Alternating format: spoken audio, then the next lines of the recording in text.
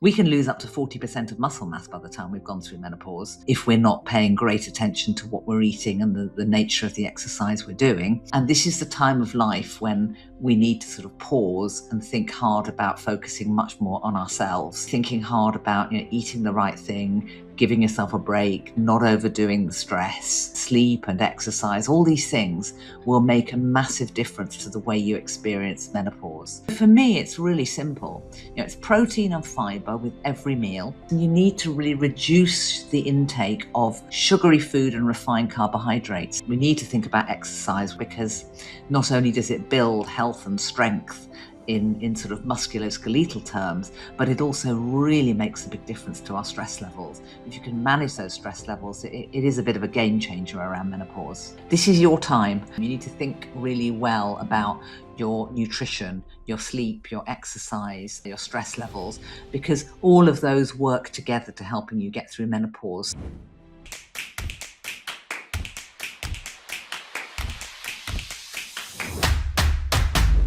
So today on the Never Told to Live podcast, I'm absolutely thrilled to be joined by Jackie Lynch, who is a menopause nutritionist. She's the host of the Happy Menopause Podcast, and she's author of 4 books, including the 2 that I've got here.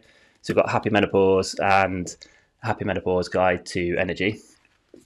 And I thought Jackie would go straight in with a question to kind of help set the scene and give you a chance to introduce yourself and let us know a bit about who you help. But if there's anyone watching this or listening to this who is just entering perimenopause or postmenopausal, given you've written 4 books on the subject and you've got a whole podcast on it, menopause must be quite impactful. And I'd like to help us understand what fundamentally changes with menopause that we need to start concentrating on our nutrition so as much as we need to. Yeah, hi Chris. I mean, that's really a great question. And I think, goodness, I've been working in the menopause nutrition field for over 10 years now. Prior to that, I was more of a generalist. But I really became inspired by it because I was seeing a number of women in midlife coming to see me, and it became increasingly clear that there simply wasn't enough information out there that was easily accessible or available. So I thought, you know what, I really do need to focus on this a lot more clearly. In terms of what changes, well, it'll be no surprise to people to realize that this is the time in our life of hormonal havoc. Just like puberty, the hormones are all over the place, and that leads to a number of changes in our body, but also in our brain. And in the early phases of perimenopause, it can take women by surprise because they might be expecting their periods to get lighter and then to stop. But long before any of that happens, you can experience fluctuations of progesterone, which tend to influence the psychological and cognitive and emotional side of things. So in their early 40s, women might start to feel brain fog, more emotional, perhaps mood swings, loss of confidence, and an underlying anxiety are all quite common things. And it can often be a relief to realize, it is hormonal. I'm not going mad. It's not early onset Alzheimer's. So I think part of the issue is getting the information out there. So I'm very grateful to you for inviting me today. As to the nutrition side of it, well, here's the thing. A little bit like going through puberty, when you've normally got, a loving parent looking after you and making sure that you eat well and sleep well and get fresh air and exercise and all those things. Women aren't terribly good at looking after themselves because they're generally pretty busy looking after everyone else. And this is the time of life when we need to sort of pause and think hard about focusing much more on ourselves, because that self-care, really thinking hard about eating the right thing, giving yourself a break, not overdoing the stress, sleep and exercise, all these things will make a massive difference to the way you experience menopause. Because in short, the body will put up with, bad behavior, if you like, a lot less well once we start going through perimenopause and menopause. Things you got away with in your 20s and 30s, you just won't get away with anymore, and you'll feel rotten. And that complements a lot of what I talk about within the strength training as well, is we have to be a bit more careful the approach, because in 20s and 30s we can kind of get away with these big jumps and progressions where after menopause the body's a lot less tolerant to that and it can cause some issues.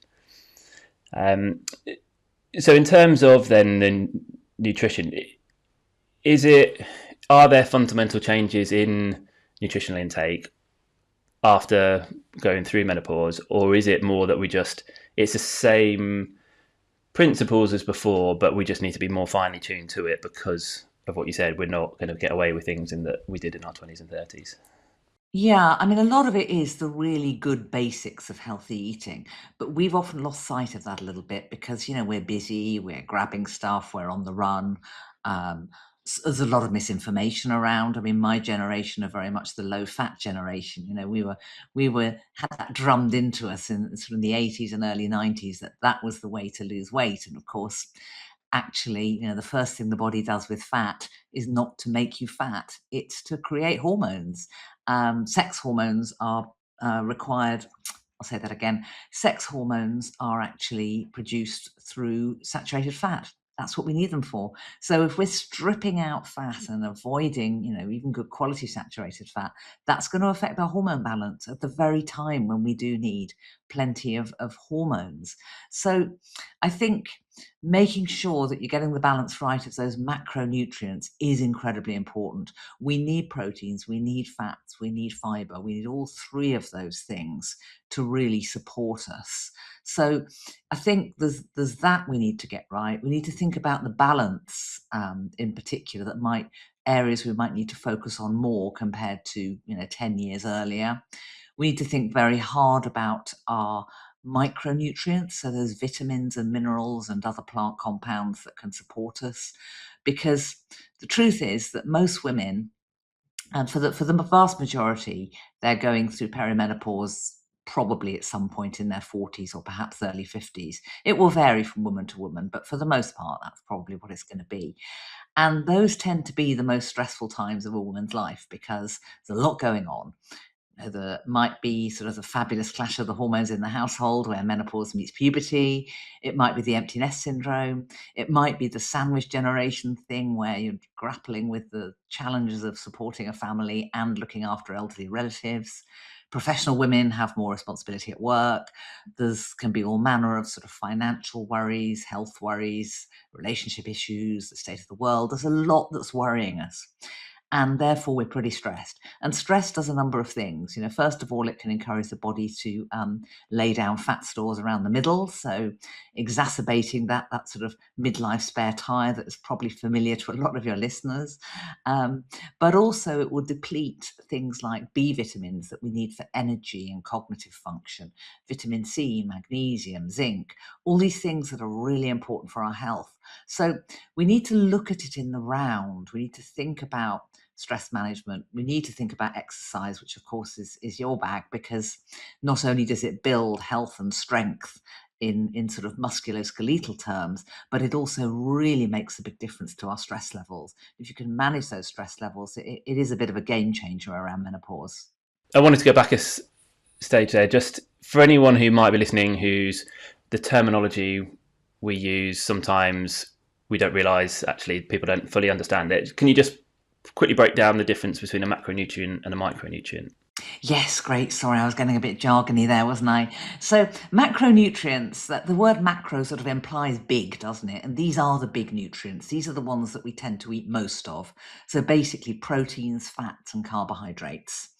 And micronutrients are the small ones that we need just as much. They're just as important, but we tend to need them in much smaller doses. So that's going to be vitamins, minerals, antioxidants, for example. And one of the things you'd mentioned in our kind of earlier exchange is that you wanted to talk about that macronutrient balance. And like you said, there are different camps and schools of thought on low fat, high carbs, high fats. Protein has been a big thing, particularly amongst anyone interested in strength training. And the other one we might come on to, and it'd be interesting, I think you implied this fibre you mentioned earlier within the macronutrients. I've heard people mention that as almost like a fourth macronutrient, but is that effectively under the carbohydrate camp? And that seems to be a lot more of a popular topic at the moment. So it'd be good to let you start on where do we find the balance between the macronutrients? Yeah. I mean, it's a great question. I think one of the questions that came up when you asked for questions was asking about, well, is it more protein? Is it more fiber? What do I do? So the thing about carbohydrate is that it's a very broad church. And following on from my generation's low fat, this generation's thing is all about low carb. But we've got to remember that low carb doesn't just mean no chocolate, or no muffins or donuts or all those things that are definitely carbohydrates, because they're sugary and there's lots of refined carbohydrate in there as well. But carbohydrates include vegetables and fruit and pulses like lentils, chickpeas, beans. So within the carbohydrate family, you've got sugar, you've got simple carbohydrates, so where it's really been broken down, things like fruit juices and jams or smoothies, for example. And then you've got the complex carbohydrate, so the whole grain. In other words, brown stuff, brown bread, brown rice, brown pasta. It hasn't had the whole husk stripped out, which is where all the great vitamins and minerals are, as well as the fiber. So when I talk about fiber, yes, I am meaning carbohydrate, but I'm meaning a particular form of carbohydrate that's really important for a few things. It's really important for our digestion. Most people know that. If you're not getting enough fiber, you tend to be a bit bunged up, you're a bit constipated. So it's really important for, good, healthy digestion, good, healthy stool formation and passage. A lot of women in midlife tend to be a little bit constipated. That's generally a bit more common than the loose stools, although either way can come into it, and anyone with IBS needs to be looking at the nature of their fiber. It comes in two forms. You've got soluble fiber and insoluble fiber, and you need both of them, and all foods that contain fiber have both, but the ratio will vary. So soluble fiber tends to absorb the fluid in the gut and can help support the formation of stools. But if you're a bit constipated and you have a very high soluble fiber diet, then that can end up drying out the stool and making it much harder to pass and causing, that uncomfortable rabbit pellet business you've got with constipation. So you benefit from insoluble fiber, and insoluble fiber gets everything moving.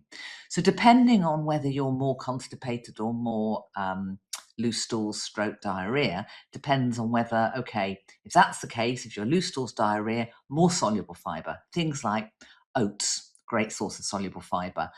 Most fruit and vegetables, really good sources of soluble fiber. Insoluble fiber that gets everything moving, if you're a bit sluggish, tends to be the skins of fruit and vegetables. So peeling stuff isn't always a great shout. Beans in particular, they've got little skins if you look at them. The skins of beans and pulses and chickpeas really packed with insoluble fiber. And of course, things like wheat bran, very full of that as well. So those are the kinds of things to be focusing on when you're thinking about fiber. And sorry, I'm talking a lot. So do you want to jump in there with the next question? No, that's really helpful. And while you're still on the carbohydrates, and there's a podcast episode that you did on your podcast, the Happy Menopause Podcast, and you mentioned this kind of idea of honest calories, and it almost sounds like a good thing, but actually it's the calories that we know that aren't good for us versus the ones that take us by surprise that we might be taking in. And Yeah. I thought you'd elaborate on that a little bit. Yeah, I mean, it's when I'm talking to people about blood sugar balance, because if we keep our blood sugar nice and stable, then we're not having insulin spikes that encourage the body to store fat, and we're not having blood sugar crashes that leave us feeling miserable and craving sugary foods and tired and headachy and dizzy, all those things. We've all had it. We all know a blood sugar crash when we see one. But if you can keep your blood sugar nice and stable, and you do that through having protein and fiber, that complex carbohydrate that keeps the blood sugar nice and stable, keeps you going for longer, then that's going to work a lot better. So I often talk to people about, well, listen, you need to really reduce the intake of sugary food and refined carbohydrates. So white bread, white rice, white pasta, for example, swap it for the brown stuff. And when it comes to sugar, here's the thing, no one needs me to tell them that if you have a large bar of dairy milk, that's a lot of sugar. It's as you say, it's honest sugar. It's not pretending to be anything else. It's the hidden sugars that I find tricky, and they infuriate me, because that's where a lot of my clients are tripping up in clinic. They think they're being healthy. They have a certain breakfast cereal, and they're not aware until we look at the label together that, oh goodness me, that's actually got 7 teaspoons of sugar per portion. And an official portion is actually only about 30 grams. And most people have a lot more than 30 grams of cereal, because it's not very much actually when you weigh it out. So understanding that things like fruit juices, which we might think automatically of as quite healthy, a nice glass of freshly squeezed orange juice, but that contains roughly the same amount of sugar as the equivalent glass of regular Coke. And you probably wouldn't be having regular Coke if you were thinking about weight management. Some of the pasta sauces can be problematic. Those small pots of fruit yogurt can contain between 4 to 6 teaspoons of sugar. So being a bit label savvy, understanding that 4 grams is about a teaspoon, can really just help you avoid the worst traps. I mean, anything that contains carbohydrate will have sugar in it, because it's a natural component of carbohydrate. But if it starts to sort of get more than about 4 teaspoons of sugar, or the equivalent of 4 teaspoons of sugar per portion, then you're moving into quite a lot of sugar, and you need to start thinking about either a different product or a smaller portion if it's something you're determined to have, like a slice of birthday cake. Yeah, it reminds me of it must be close to 10 years ago now, but Jamie Oliver did a program called Jamie's Sugar Rush. And I remember part of it in there is he took what might look like a healthy day's worth of food of a glass of orange juice with a Special K type cereal or something similar like that, with a yogurt, and then at lunch a tin of tomato soup with some white bread, and then I think it was like a stir fry with a stir fry sauce. And yeah, he said when you looked at the labels and you realise how much sugar it was, I can't remember the figures now, but vastly more than anyone would have accounted for. And that's what someone might consider they're being healthy by having all these things. Exactly right. And of course, if you're cooking from scratch, you'd never be adding that level of sugar to it. It's only when, we're a bit short of time, we dash out, we grab something quick, and don't quite realise how it can all start to add up. And you mentioned blood sugar levels there, and it reminded me of another question that wasn't on the list I gave you that came in from one of the Never Too Old to Lift community, and it's one I've had a few times in the past. But it's about kind of the continuous glucose monitoring and the Zoe type things. And I remember from that episode that you weren't necessarily a big advocate of those, and just if you could explain a little bit about why that might be. Yeah, I mean, ultimately, we don't need to be too obsessive about our food. And constant glucose monitoring, those little machines you can strap to your arm, they're great if you're diabetic, and it's been advised by your doctor to have that, because you do need to be keeping a track on all of that. But I was horrified to learn not that long ago that there was actually a shortage of those for the people who genuinely needed them, because the sort of worried well were buying them all up. And probably didn't need to be doing that. I think for me, food's an amazing thing. Food should be joyous. Food should be a celebration. We motor on food. It's our principal fuel, and we can enjoy it along the way. And I do feel it's very important to enjoy delicious food and not spend our life, counting calories, weighing stuff, sort of freaking out about, is this good? Is this bad? Because it's just food, it's not bad or good. And I feel that for the most part, you can follow some fairly simple approaches to blood sugar balance without having to look at, glucose monitor, get calculator out, start worrying over much about stuff. We've got enough to worry about. So for me, it's really simple. It's protein and fibre with every meal. And if you're snacking, although I prefer you not to, but if you're snacking, it's also every snack. So protein, meat, fish, eggs, great sources of protein. And then things like lentils, chickpeas, beans, soya, quinoa, nuts and seeds, great plant sources of protein. So a really good portion of protein. And rather than weighing it all up and thinking, is it 30 grams of protein? Well, it's not really 30 grams of protein, because it'll be a chicken that some of that chicken will be protein, but it's not all protein. And how do you know? So I tend to say just go for a fist-sized portion, about the size of a chicken breast or a salmon steak or the equivalent of tofu. That's the decent portion that you'd be getting with a meal. And then you don't have to think. You're just thinking, okay, it's one of those protein foods. It's about a fist size. I'm not having to overthink it. Um, and the same is true of the starch. If you're having starch, we don't need too much starchy carbohydrate. Should be about a quarter of the overall meal, and again about a fist size. Only if you're an elite athlete, and I'm guessing most people aren't. Let's face it. So if you're an elite athlete or operating at competitive level or club level, then you'll already know the amount of carbohydrate you should be having per kilo of body weight. But for the rest of us, even if you're going to the gym every day for an hour, you don't need more than about a quarter of your meal to be that fist size. And that leaves half the meal for loads of lovely vegetables. So 1/4 should be lots of dark green leafy vegetables packed with menopause-friendly nutrients, things like iron and magnesium and vitamin C and B vitamins, calcium, more calcium per 100 grams in kale than milk, for example.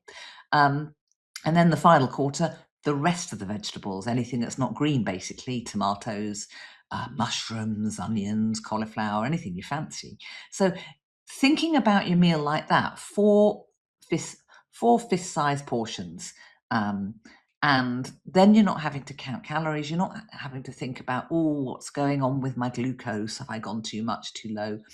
That keeping your blood sugar nice and steady with that lovely combo of protein and fiber means you won't have the crashes. So there's no point in worrying about what's the monitor saying, because you're feeling well, you're hanging on very nicely till your next meal, and then you're filling yourself up again and nourishing yourself correctly.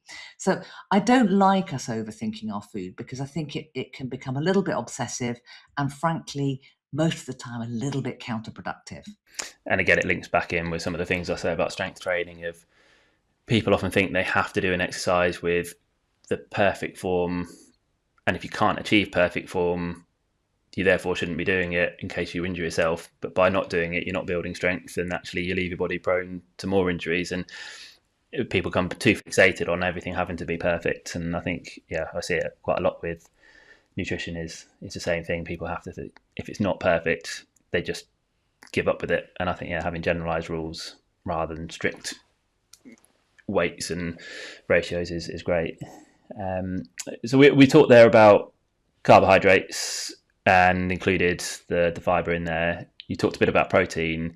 So it's fats is the other one we've not really kind of gone into detail on. So you mentioned that people are often fearful of eating fats, and you were able to kind of elaborate a little bit more on why that shouldn't be the case, and again what we should be aiming for with those. Yes, I mean, I struggle a lot with the women in my clinic, because I'll say to them, well, it'd be really good if you had some almonds, for example, or some nuts and seeds with your breakfast, beef up that protein. I say, but aren't they fattening? And poor old fat, if it needs a new PR company. If it wasn't called fat, we wouldn't all get so confused. Eating fat does not make you fat. It is not the first thing that the body will do with fat. Now, don't get me wrong. You eat too much of anything, eventually, of course, you'll get fat. But the first thing the body does with fat, if it's saturated fat, it will use it to make sex hormones. I mentioned that earlier. And, the human race would die out if we all stopped eating saturated fat, and we don't want that to happen. And then the essential fatty acids, so things like omega-3, omega-6, omega-9s, which you'll find in things like oily fish, sardines, salmon, for example, or flaxseed, walnuts, great sources. Omega-9 you'd find in olive oil or avocado, for example. These play a really important part in supporting the brain and the nervous system. Also very, very important for heart health. There's a ton of very robust research around omega-3 and heart health. And of course, as I'm sure you've probably discussed more than once with your listeners, as we move through menopause, the risk of coronary heart disease for women increases exponentially. Up to menopause, men have a much greater risk of it than we do. But post-menopause, the risk becomes the same because of the loss of the protective effects of estrogen on the heart muscle. So we need to think more about a heart-healthy diet as well as exercising regularly, because the two together is what's really going to support you. And I know I mentioned my plate a minute ago as my little quadrant of protein, fiber, veg, and veg. People are thinking, well, where's the fat? But the great thing is, that foods that contain protein contain fat. So if you're having, your really good quality grass-fed beef, which will also have omega-3 in because they'll have got that from the grass, then fantastic. Or your eggs, brilliant source of wonderful fat. Or, your tofu, your beans, they've all got fat in them as well. So you don't need to think too hard. And as I mentioned a minute ago, I'm an advocate of not thinking too hard. I want it to become instinctive, which is why I think if you just sort of look at it in the way I've described with that plate, it just starts to become a bit of a habit, and you're not having to get the scales out or think, oh, goodness me, how many grams of protein is there in this thing? Because, it's just your fist size and it all looks about right. Makes total sense. So yeah, I think we've... Can I say one more thing on fat? Yeah, of course. Because I think the other thing just worth flagging up is that the essential fatty acids, the omegas, also help to speed up the metabolism. So women who are sort of thinking, oh yeah, I know she said nuts, but I still can't make myself do it. There's an absolute bonus in doing that. So it can be difficult when you've had something ingrained in you for years and years, and you sort of feel instinctively that that's the way to go. But, the right kind of fat also activates the satiety response, which lets us know when we're full. So if you have a good fat-rich main meal, you're much less likely to have the munchies mid-afternoon and therefore eat the sugary foods, which your body will convert into fat, than if you've had a really good lunch and then you can motor through to the evening meal. Another question I often get off the back of the nutrition side of thing, particularly with protein, but I suppose then it involves the fats there as well, because you mentioned some of the sources that contain both, might be looking at meat or dairy. For where do vegans stand in terms of the best sources of protein that might include the fats at the same time? Yeah, it's a great question. I mean, vegans and people who are following a largely plant-based diet do need to sort of pay proper attention to protein, because protein is really important for us midlife women. Obviously, from your perspective, it's massively important in relation to muscle tone, and we can lose up to 40% of muscle mass by the time we've gone through menopause if we're not paying great attention to what we're eating and the nature of the exercise we're doing. Again, that's your specialist area. But we often just don't get enough of it. And it's not just about the muscles. We need protein. Every body cell is made of protein. Our entire DNA is made of protein. Our skin, our hair, our nails are made of a form of protein called keratin. And if we're not eating enough protein, the body, which has one job, basically, the body's job is to keep us alive. If you're not eating enough protein, it's not going to care that, your hair's looking a bit rubbish or your nails are looking bad. It's going to send it directly to your vital organs, your heart, your lungs, your liver, because that's what will keep you alive. So, if you're worrying about thinning hair, you can blame menopause or splitting nails, and it might be the drop in estrogen, but are you actually giving your body the tools to do the job? And anyone out there struggling with brain fog, for example, cognitive issues, needs to be aware that the amino acids found in protein-rich foods are used by the body to create key neurotransmitters that are used for things like mood and memory and focus and concentration. So all these sorts of things that we need. Protein's really important. So back to your question, what about vegans? I mean, you can get some great protein on a vegan diet, but you do have to work harder as a vegan, and it needs to be quite a conscious diet. So, a lot of people can sort of just be spending their time having pasta and tomato sauce, and that, technically it's vegan, but it's not really going to do very much for you because there's not an ounce of protein there. So protein comes into two categories. You've got the complete proteins and then the other proteins. And a complete protein is a protein that contains all the essential amino acids in one easy package. And a bit like the colors of the rainbow, the body will then combine those amino acids to create the remaining ones we need for all the different bodily functions. And animal foods, meat, fish, eggs, for example, are all complete proteins. All animal foods are complete proteins. But with plant foods, the majority aren't. So you do need to be mixing and matching the different beans and lentils that you're having, or the nuts and seeds that you're having. The good news is that soya is a rare example of a plant protein that is complete. So things like tofu or the original edamame bean would be absolutely great. So make sure you're having plenty of those. If you're a vegan, I'd say try and have some form of complete protein at least once a day so that you're topping up, and then you can sort of top up elsewhere with the various different sources of protein. Hemp, bit hardcore, but that's a complete protein. Chia seeds are complete proteins. And quinoa, although it is also a starch, so the ratio of protein isn't as high, it's a really good shout to perhaps to have alongside roasted vegetables instead of rice. So you're getting that little bit of extra protein in there. And again, it's a complete protein. So really thinking about working hard, protein with every meal and snack, whether you're vegan or not. But if you are vegan or largely plant-based, thinking about the one complete protein every day. But really, the sort of message is try and be as varied as possible. And I suppose that's for everyone. Variety is the spice of life. And people are probably thinking, she keeps not saying dairy when it comes to protein. And the reason for that is not that dairy doesn't contain protein, it does, but a little bit like the quinoa example I gave a minute ago, because of the fat that's also in dairy, the concentration of protein isn't as great. So for example, if you were having cereal in the morning and adding milk to it, you might think, well, that's my protein, but it's not enough, which is why I will always say to people, add a tablespoon or ideally 2 tablespoons of pumpkin seeds, chopped nuts, sunflower seeds, ground flaxseed, for example, and then the two can come together to balance out the amount of protein that will be suitable for breakfast. So, milk and yogurt and cheese, they're all lovely, and yes, they are protein, but you need a little bit of an extra boost along the way. So for example, a jacket potato with cheese, I'd add the beans in, then you really bump up the protein. Or if you're having a salad with feta, chuck some chickpeas in, just sort of making sure that you're evening it out a little bit more, because it's not as concentrated as it would be for meat or fish or eggs, for example. And just when you brought it up, you mentioned sort of tofu in there and a couple other things.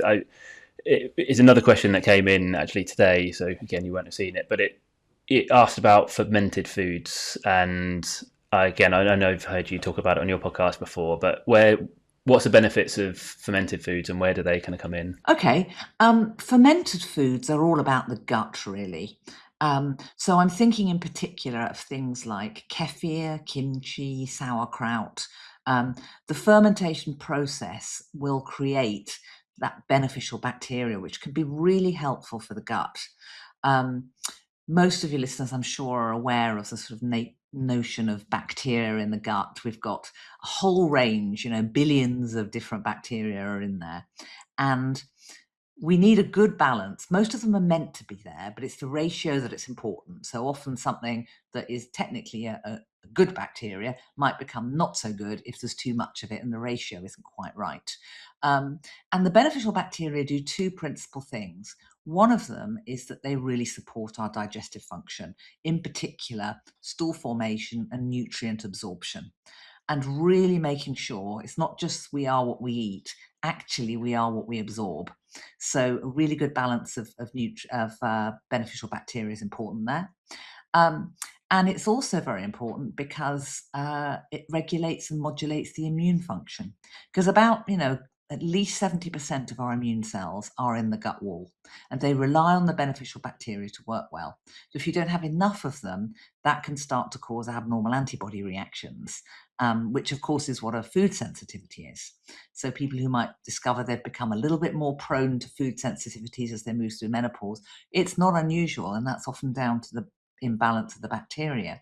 And of course, you might be more prone to coughs and colds and infections, or struggle to throw them off and recover as quickly. The research around the microbiome and all this bacteria that's there is just so fast-paced at the moment. We know, for example, there's a big link between the gut and the brain via the vagus nerve. They send messages to each other constantly. So if you're feeling a little bit unhappy and anxious, then messages of anxiety will go to the gut, and you can feel the gut tightening. People who experience IBS will find their IBS is worse when they're stressed. And conversely, if you've got IBS symptoms or your digestion's not happy for any particular reason, that can then send messages back to the brain, creating anxiety. So it's not for nothing we're now calling the gut the second brain. There is a real connection there. So of course you can take probiotic capsules, but having regular fermented foods like fermented tofu, which is basically tempeh, or natto, miso, but also things like, as I've said, kimchi, sauerkraut, kefir, are all great ways of naturally including that beneficial bacteria in your diet. And because you mentioned the probiotic capsules there, that brings us on to another question that we had come in, was about probiotics and prebiotics, and what are the differences there? And again, what should we try and take in naturally through the diet, and where do you kind of call for supplementation on that? Yeah, it's a great question. And it's really interesting because there is a big trend now to adding prebiotics to probiotic capsules. And I'm not a massive fan of that because in my experience, when I'm recommending probiotic capsules to my clients, that's generally because they've got digestive issues. And prebiotics are brilliant, but they are very, very stimulating for a sensitive gut. And what they do is they're so stimulating, they encourage the gut to produce more of the bacteria that's already in there, which sounds great, except that process can be painful. So to give you an example of a classic prebiotic food, baked beans. And there's probably quite a lot of your listeners who are thinking, oh, yeah, I can't do baked beans, or they make me very windy, or they're really uncomfortable and I get bloated. And all of that is part of that overstimulation for the gut.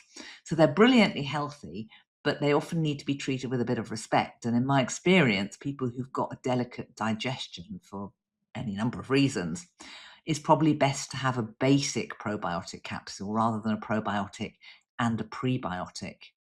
Now, the way that probiotics work, people often think you're topping up. You can buy these incredibly expensive, eye-wateringly expensive probiotics online that have got something like 150 billion. Don't do it. You don't need that many. First of all, most of the research around the benefits of probiotics are between 15 and 30 billion.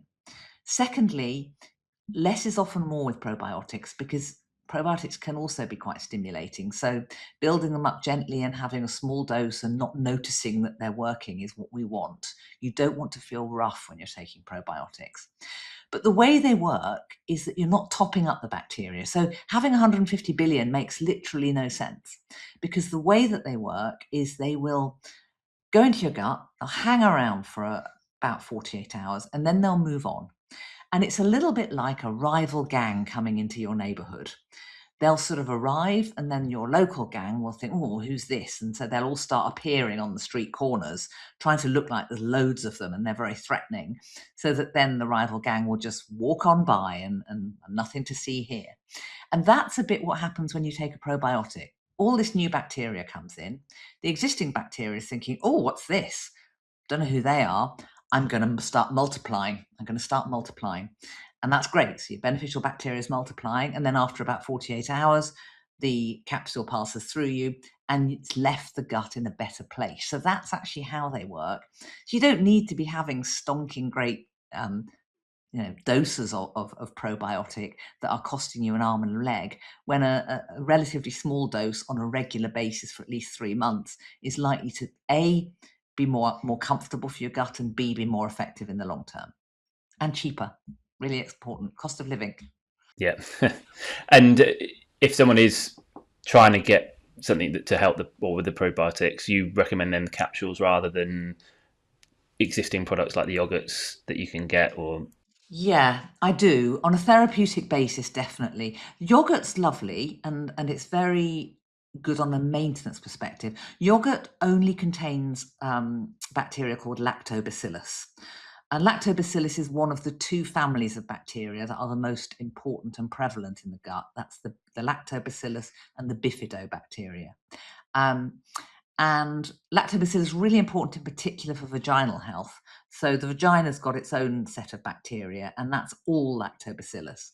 So given that we're often prone to UTIs and thrush and general discomfort in the vaginal area post-menopause, then having natural yogurt every day can be a good maintenance approach, but it won't deal with an infection if you've already got one. You will need antibiotics. And then The benefit of probiotics is that they're more targeted. For a start, a good probiotic capsule, a bit like you can get a broad spectrum antibiotic when the doctor's not quite sure which one you need, so they'll give you a broad spectrum one and it'll probably target most of the issues out there. A broad spectrum probiotic's got a good range of most of the usual suspects. So it's sort of done the work for you, if you like. And that can be incredibly helpful if you're struggling. Perhaps you've had antibiotics and you just want to make sure that you're back in good shape, or you've been struggling with food poisoning, or you've just got ongoing IBS type symptoms and think it might be helpful for you. So I think in the right situation, a good probiotic can be very effective. So we went off on a slight tangent there because we're talking about the macronutrients first. Oh, sorry. No, it's fine. I talk a lot. No, I took it down that way. And just while we're on those subjects, it's good to bring them up whilst we're talking about them. But firstly, was there anything else about macronutrients you wanted to mention before we move on to some of the more important micronutrients? I think I've probably said the most important things. So yeah, let's bring us on to micronutrients then. Are there any that you particularly focus on, or what are we thinking about when it comes to nutrition with menopause, when it comes to those micronutrients? Okay, we're thinking about a lot of stuff. So the first non-negotiable is vitamin D. We need vitamin D, really important for our bones. Can't absorb calcium if we're low in vitamin D.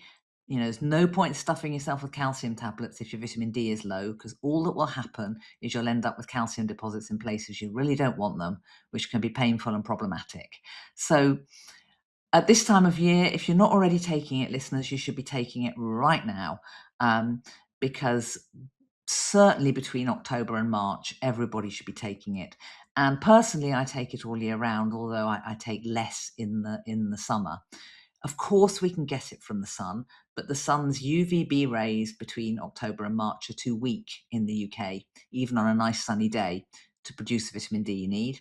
And in the summer, quite rightly, most of us are covering up with sunscreen to protect ourselves against the risk of skin cancer, which can also affect our ability to produce the vitamin D we need.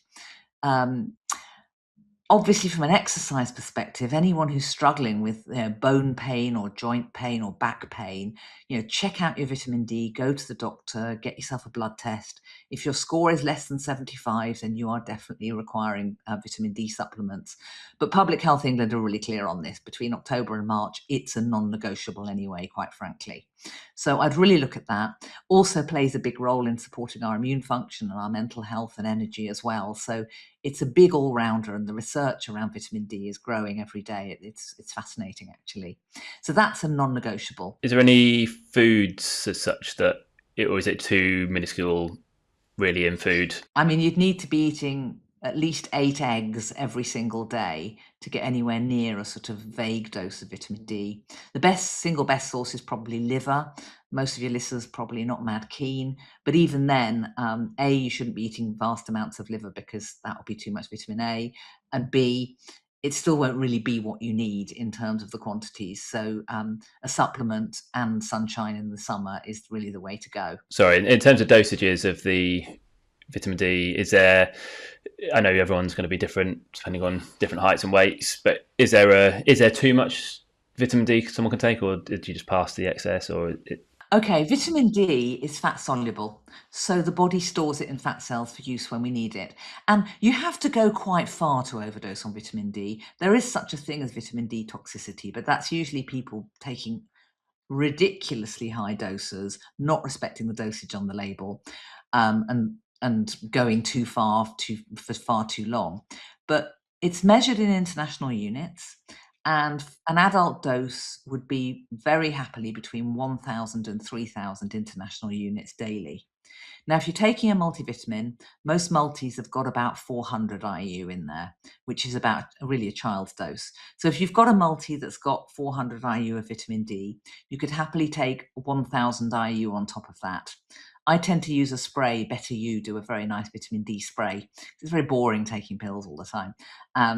And that's you spray under the tongue and it absorbs, and it's a nice peppermint flavor, doubles up as pudding. So I see that as a win-win. So yeah, between 1,000 and 3,000 is a standard adult dose. But again, if you're worried, pop along to your doctor, get a blood test, see what your actual levels are. Because if you are significantly lower than that, they'll offer you a therapeutic dose for a short period just to get you back to where you need to, before you sort of go back to a more normal standard dose. And in terms of getting a blood test, and obviously it's hard at the moment getting appointments with GPs, but is it something you can just request if you're not symptomatic in any way, shape or form? Can you just say, I'm interested to know what my bloods are like? Or do they have to have a reason for wanting to request a blood test? It is on the standard roster of ones that they do. So if you presented either with joint pain or fatigue or anything like that, they would automatically check it. It's become a little bit harder because, money's tight. But you can get very reliable vitamin D finger prick tests. York Test do one, Better You do one, Medichecks do one, and you can just sort of do that at home and check that if your doctor isn't particularly happy. But if you are if you are symptomatic, you will definitely be able to get a test, no problem. Good. So I think that's vitamin D covered. What's the next most important micronutrient? Oh gosh, well, I think if we're thinking exercise, because that is your thing, I would look at magnesium. Magnesium is a massive multitasker. It's got about 200, actually got over 300 jobs. And some of those include energy production. It's our ignition key. So if you're feeling tired all the time, just operating on sheer willpower, you're probably low in magnesium. It calms the nervous system, helps to regulate the body's response to stress, which is just amazing because most of us are pretty stressed these days. And it also regulates muscle function. So it can really help with the recovery process. And anyone who struggles with twitchy eyelid, for example, that's a classic sign of magnesium deficiency. So to give you a little anecdote, I came back, I've recently, I know I told you this when we chatted before, I've recently taken up powerlifting, which I'm very excited about. I'm doing it for about 3 months now. And for various reasons, I ended up doing 2 classes, 2 days in a row, which I'd usually spread it, but it was just the way the timing worked.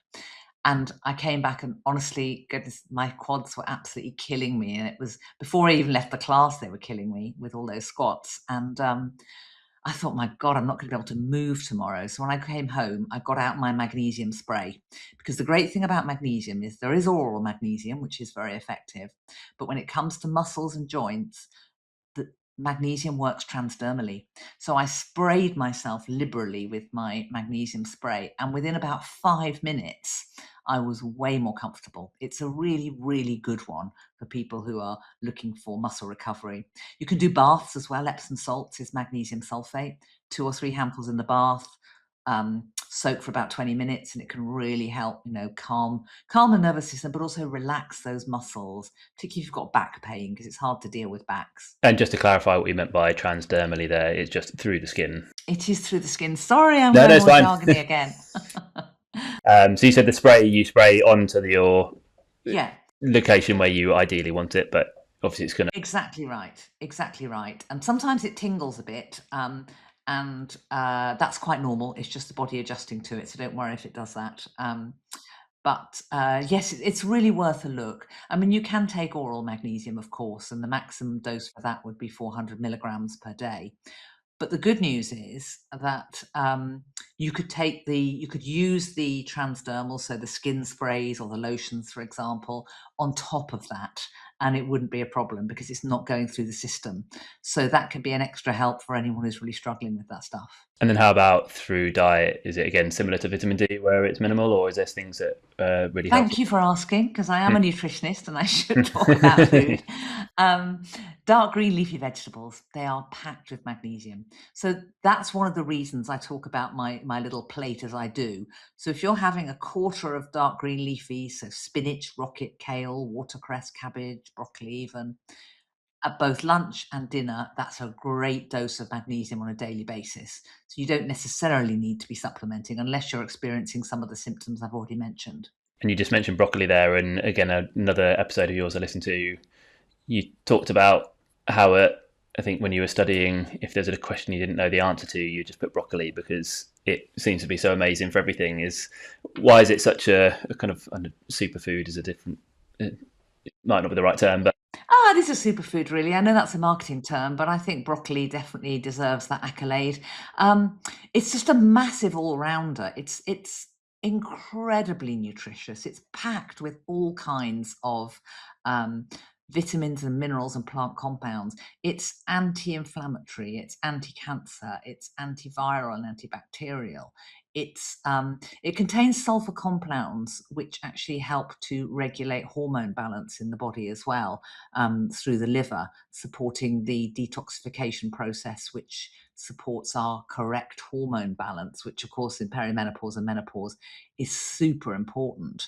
So broccoli, if I'm perfectly honest, it's not my favorite vegetable, but I make sure it features. I've learned to love it because I've make sure that it features in my diet at least 4 times a week. It's usually in there somewhere every day, to be honest, because it just ticks so many boxes. It's a brilliant one. And so back to the micronutrients, we've mentioned a couple of times earlier on vitamin C. Again, what's that helping us with, and what should we really? So you said leafy greens are actually better than milk and products that people might also often associate with vitamin C. Leafy greens have more calcium. Sorry, yeah. But they also have twice as much vitamin C per 100 grams as an orange. So they are actually a great source. The best source of vitamin C is actually a raw red pepper. It's got about 3 times as much as an orange. I mean, an orange is okay, don't get me wrong, but vegetables by and large have more vitamin C than fruits. Now, you'll all know it as a big antioxidant for immune system, so I won't bore you with all of that. But in menopause terms, we need vitamin C to produce collagen. Now, that might make you perk up because you're thinking, oh, I've got some of that in my face cream, and that keeps the skin plump and elastic. So it's very important for that. But again, from a musculoskeletal perspective, we need collagen for our bones because calcium's important to keep the bones hard. And collagen actually keeps them flexible so that we bounce and don't break if we fall over, because there is that increased risk of osteoporosis, of course, as you move through and post menopause. Again, that's down to the drop in estrogen. So, of course, you can stuff yourself with collagen tablets, but the truth is that most of these are in a form that the body doesn't actually recognize and doesn't really know what to do with. So it's a little bit, can be a bit of a waste of your money, your precious money, because at the moment, let's face it, everything is more expensive than it should be. So the body will take vitamin C and it will make the collagen in the form that we require it for our bones and our skin and all of that. So I always say, just eat loads of vegetables, because that's really going to boost your vitamin C and really help your body, rather than sort of taking expensive mystery powders. With eating vegetables, it's something I heard once that obviously the longer you cook it for, the more you're taking all the nutrients out of the vegetables and you're getting less of them. Is it better that we eat them raw? What's your recommendation in terms of how they're best cooked? Okay, so B vitamins and vitamin C are water soluble. So if you're in the habit of boiling your vegetables to glory, then you will lose about 40% of both of those as you strain it down the sink. So light steaming is good, or steam frying, so a little bit of oil along the way, because that can help. And then you're not adding too much water, but not having too much oil either. So you're getting that little balance right. Even the microwaving, actually studies have shown, can retain more nutrients. So there's little microwavable bags of individual vegetables that you can see. That might work well. Raw veg, of course, yes, but that doesn't work for a lot of people, because a lot of people, in midlife, bit struggling with their gut, and breaking down raw vegetables can be quite hard work. So a lightly cooked vegetable would be fine. Mostly, the longer you cook something, the less nutritious it's likely to be. But there are a couple of exceptions to that, and tomatoes are one of those, because tomatoes contain a really important antioxidant called lycopene, and actually cooked tomatoes have way more lycopene than raw tomatoes. And that includes things like, those pasta sauces, tomato puree, and much as I loathe it, tomato ketchup, actually higher in lycopene than eating a fresh tomato. Good. And then, is there any other micronutrients there that we've covered a few of them there. Is there anything else that you feel we need to cover in terms of those micronutrients? Well, I've touched on calcium, and I think most people know that dairy is a good source of calcium. Cheese, much higher in calcium than milk, by the way, people. Otherwise, dark green leafy vegetables, great source of calcium.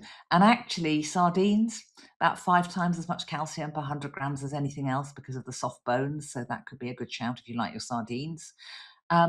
But I suppose the other big one I haven't touched on at all, or there are two, but probably the one I want to really focus on now is B vitamins, because B vitamins are important for energy. They're the links in the chain reaction of energy production, and they also are really important for cognitive function. So if you're low in B vitamins, you can have sort of memory issues, and goodness knows, a lot of women in midlife struggle with brain fog. Now, they're a family, lots of different numbers. You probably already noticed that. And they work in synergy together to support us. A deficiency in one generally indicates a deficiency in another. But and they're found in most foods in small doses. So if you're having my plate, you're probably getting most B vitamins, except for B12. B12 is only found in animal foods. So if you're a vegan, you will need to be supplementing. Because although it can appear in synthetic form in foods like Marmite or breakfast cereals, it's not a particularly absorbable form for the body. And if you're low in B12, you'll feel exhausted, you'll struggle with brain fog. It can also lead to low mood and depression. So again, that is definitely a test you can get at the doctor's, no problem. So if you're feeling any of those symptoms, they will test you for B12. Worth bearing in mind that in terms of an omnivore diet, so people who eat animal foods as well as plant foods, dairy isn't really that high in B12. So if you're a vegetarian, more eggs, please, because that will work for you. That'll tick your boxes and be full of B12. And if you are an omnivore, don't spend too much time with dairy. Spend a lot of time with your meat, your fish, your eggs. That's where the B12 is really hanging out. So that's what I'd be looking at there. And then just a small note about iron, because women struggling with heavy periods and flooding in perimenopause can often struggle with iron. So again, definitely go to the doctor and get a blood test. Don't guess and supplement, because iron, the body can't excrete iron. It is stored in the tissues. And if you're taking it unnecessarily, that can lead to a form of toxicity and discomfort really quite quickly. And the symptoms of low B12 are very similar to the symptoms of iron, but often women just assume it's iron. So don't just assume. Go to your doctor, get the blood test, and then you know what's what. So if that kind of covers macronutrients and micronutrients, the next thing that I tend to get a lot of questions on, and we've covered some of it already, but it's the supplementation. And I don't know, I'd be interested to see if you kind of agree with this take that I have on supplements. And I think it might be different for some and others, but I tend to see too many people focus on the supplements before they've got the basics right, which I sort of see here as the macronutrients and trying to fit in the micronutrients there. And rather than adjust the diet, they jump straight to the supplements to try and take them to try and get these like 1% gains at the end without having done 80% of the work in the first place. Is that kind of something you see or feel the same about, or is actually the supplements a really important part of this? It's a great question. You can't. The clue's in the name. It's a supplement. It's an extra. It's on top of. And I think that it's really important to recognize that you definitely need to get the basics right, because no supplement can do what food can do for you. Because the great thing about food is that it doesn't only contain protein or zinc or magnesium or whatever it is you're looking for. Every food's got all of them in there to a greater or lesser degree. The ratio will change. So you'll get sort of way more magnesium in leafy greens and way more protein in a chicken, but all of them have got a bit of something in there. And if you suddenly start taking high doses of one individual supplement, particularly if it's a mineral, that can have consequences, because minerals work in opposition to each other. So calcium and magnesium, for example, sodium, potassium, zinc and copper. So if you're taking loads of high dose zinc because you've heard it's good for your immune system, over time that will knock out your copper in the body. And if you're low in copper, that will cause a form of anemia. So having a really good balanced diet is definitely the first port of call. After that, I do tend to think that for most women in midlife, a good quality multivitamin and mineral, there's an argument for that. Because although it's easy to say we can get everything we need from a balanced diet, that's actually quite hard to achieve. We need over 50 nutrients every day, every single day, to achieve the balanced diet. And some of our meals will be brilliant and some of them will be a bit of a car crash, because that's life. And then you've got factors that deplete nutrients. I talked about everything that stress can deplete. Cooking methods we've talked about. Things like compounds in tea and coffee block the absorption of iron and calcium. Food travels now. It might look fresh, but if it's traveled halfway across the world, it would have been picked before it was ripe, left to ripen in storage. And the longer something is stored, the less the vitamin and mineral content is. So often something that's been frozen and you eat with, it'll say frozen within hours of harvest, will be actually much more nutritious than something supposedly fresh that's traveled. So don't beat yourself up for having frozen foods, because sometimes they can work really well. So there's just all these things that can get in the way of us getting the balanced diet. And because we do need a bit of extra support in midlife, I often think a good quality multi that's got a bit of everything, so they all work in synergy, as I've described. You're not sort of thinking, oh gosh, am I upsetting the balance Jackie talked about, because the supplement company's done the thinking for you. So I think there's an argument for that. You don't have to do that. If you're feeling brilliant, then you're absolutely great. You clearly don't need to. But if you think, well, I do eat carefully, but I'm still not feeling fantastic, then a little bit of a top up in the form of a good multi might be a good shout. Vitamin D, I've talked about, is also definitely a must. In terms of any companies or products that like multivitamins, is there anyone you sort of would sort of guide people towards more of? Because there's obviously loads of different ones out there, and I imagine they're not all equal. There are loads of them. I'm going to give you a guideline rather than a brand, because there are some very good brands out there, but I'll only end up mentioning a few and then missing off others, and then you won't know if the others are good or not. First rule of thumb is you tend to get what you pay for. Sorry. So, those multivitamins, you get sort of 200 for 99p at Boots or Sainsbury's or somewhere, they're just not very good. Cheap supplements, cheap multivitamins in particular, will use cheap forms of the nutrients. So things like sulfates, oxides, carbonates. Calcium carbonate is basically just chalk. And the body can't absorb these as easily compared to organic forms of the compound, which would include things like citrates, glycinates, malates, for example. So when you're looking at your multivitamin, have a good look, get your glasses, because I definitely need it these days for the bit right at the bottom. It's not the section on the label which has the percentage and the RDA on there. It's right at the bottom where it's actually talking about the ingredients itself.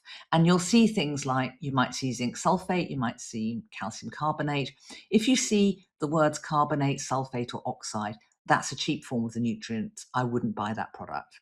If, on the other hand, you see citrate or glycinate in there, then you don't need to look any further, even if you don't know what the other words mean, because in my experience, supplement companies don't mix and match. They either go cheap or they go expensive. And so if you can see something that's got calcium citrate in, or magnesium glycinate, or whatever, then you can think, okay, good quality, I'll get this. And that's what you'd be looking for.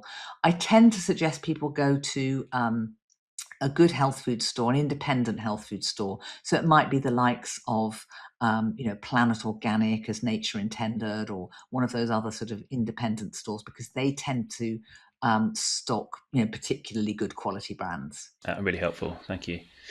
A couple of other supplements that I often get questions about. The first one is creatine, and there seems to be a bit more talk about that for older adults, and I'd love to get your take on that. Yeah, creatine, it's having a bit of love at the moment, isn't it, creatine? Well, what can it do?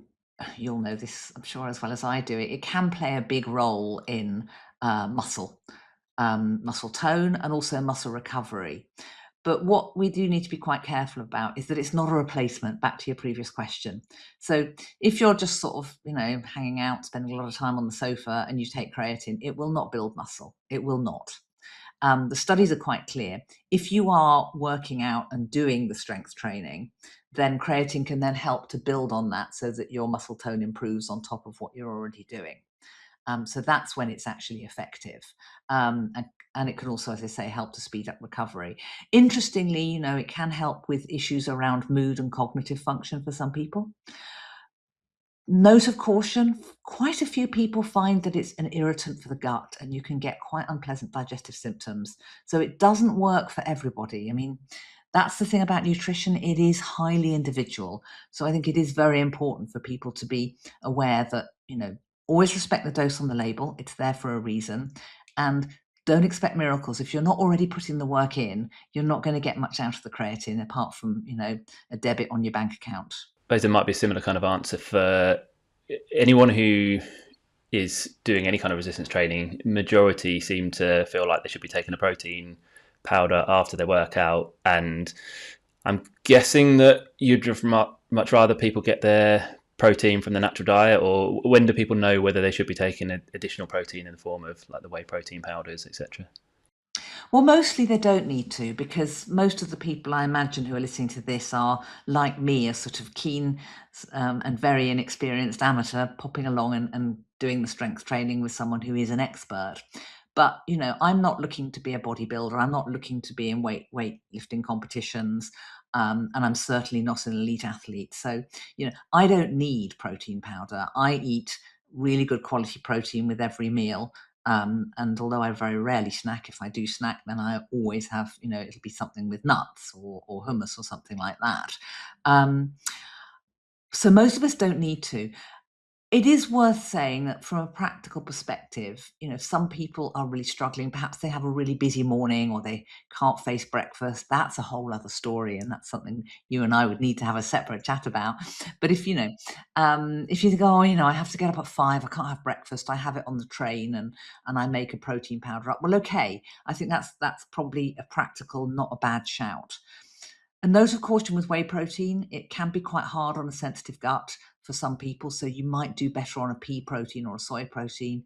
If your gut's fine, it's fine. It's a good source of protein otherwise.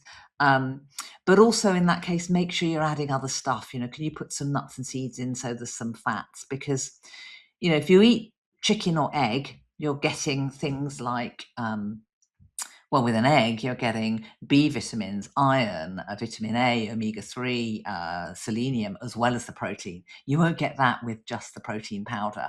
So it's not as nutritious. So maybe put some other stuff in whatever smoothie or thing that you're putting together so that it's a bit more nutritious. So it can be quite a decent sort of stopgap if there's a particularly good reason why you can't sit down and have a proper protein-rich meal.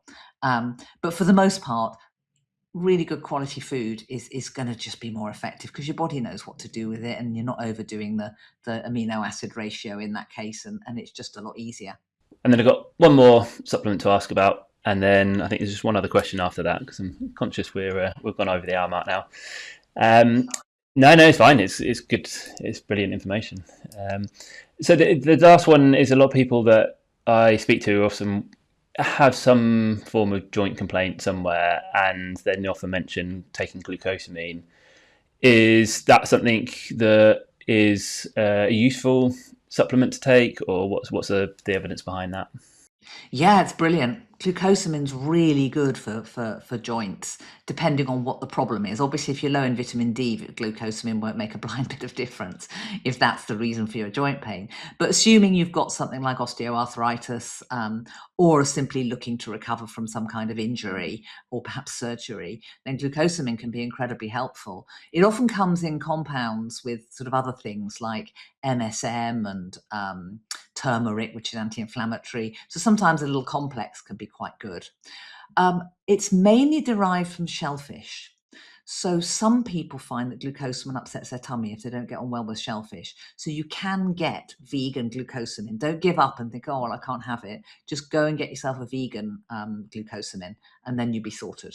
And then the kind of the last question, and then I'll double check to make sure I haven't missed any of the community questions, but was around timing of all this and timing of protein and timing of when we eat our meals. And because one of the questions that came in was about they've heard that breakfast is the most important meal of the day, but they struggle with breakfast. And is that correct, or what would you suggest around trying to split up the timing of all the nutrition we've talked about? Well, some of it depends on what your goal is. Yes, breakfast is really important because breakfast essentially kickstarts the metabolism. So depending on what you eat for breakfast can either put you in a great sort of state of satiety, so fullness, which will keep your blood sugar balanced and keep you going all mornings, regulate your metabolism and support weight management. So that's all good. Or you can have a really sugary breakfast that spikes your blood sugar, encourages fat storage, and makes you crash mid-morning, so you're reaching for the biscuits.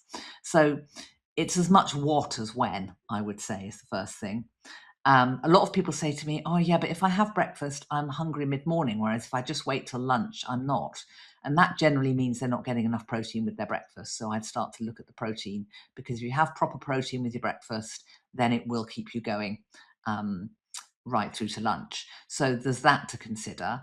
Obviously, some people might be doing intermittent fasting, so they're starting later anyway, in which case breakfast is still breakfast. It just might happen at 11 o'clock, let's say. And if that's the case, it still needs to be something that's a really good balance of protein and fibre. For most of us in midlife, I tend to feel that the best approach these days for us is breakfast, lunch, dinner, with a good 5 hours between each one, because that's when you move from the insulin response calming down to the glucagon coming out, which is the fat burner. So it's really good for sort of regular, steady metabolism and weight management.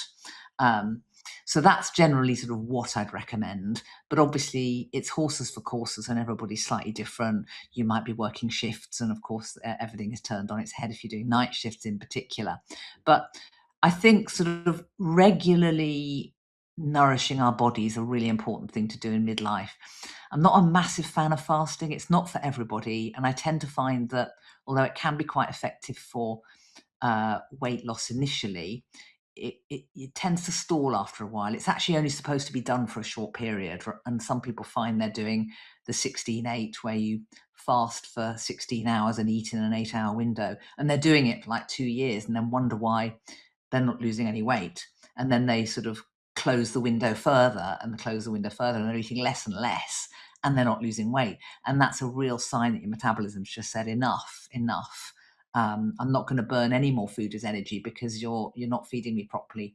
So I tend to find that for most of us in midlife, 3 really good quality meals and no snacking is generally the best shout. And you talked about weight loss there, and it reminded me one of the other questions that did come in was around the goal of trying to build strength following menopause and knowing the importance of it, but also having put on some weight or some body fat over or during menopause as well, and they're struggling with the idea of trying to build strength and lose fat at the same time. And a common mistake I tend to see people make is becoming overly restrictive in their diets while they try and exercise more.